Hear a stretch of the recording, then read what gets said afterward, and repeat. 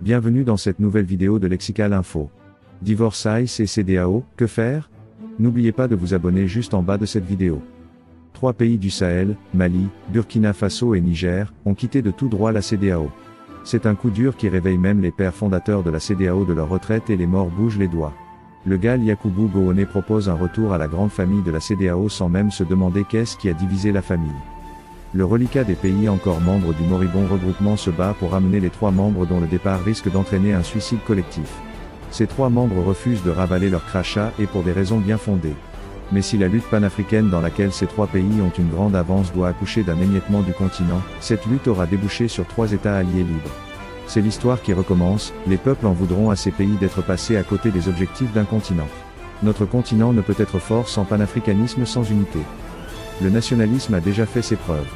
Et le colon le savait en avance avant d'avoir accordé une indépendance à des pays déjà minés par des frontières et ce nationalisme béat.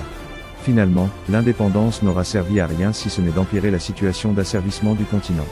La lutte des années 60 reste toujours d'actualité. Pendant que les autres continents se développent, mon continent, de génération en génération, passe une existence de lutte jamais aboutie. Que doit faire l'ICE? L'Alliance des États du Sahel est déjà un ensemble. 3 géants pays, c'est déjà un pas. La sécurité, la liberté, l'indépendance, la souveraineté et la prospérité sont là les nobles objectifs de votre lutte. Et pour le moment, tout le continent est d'accord avec vous. Au Sénégal et au Togo, des panafricanistes de haut vol ont commencé avant vous. Avec eux, demain, ces pays pourront vous rejoindre sur la base du vrai panafricanisme et non celui du panafricanisme slogan porté par la monarchie togolaise. Si la lutte actuelle des États de l'ICE se limitait à la libération des 3 États, revêtant ainsi le caractère nationaliste, l'observateur se demanderait tout ça là pour ça? Nous souhaitons que vous ayez raison sur nos analyses passées où notre journal disait qu'à l'allure où vous faites la lune de miel avec un pays comme le Togo, berceau des compromissions du continent, vous risquez d'être tout, sauf des panafricanistes.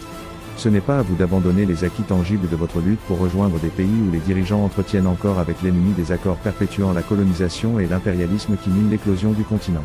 Il appartient aux autres de vous rejoindre s'ils sont pour le continent. Merci pour votre aimable attention et n'oubliez pas d'activer la cloche de notification pour recevoir les prochaines informations. Merci.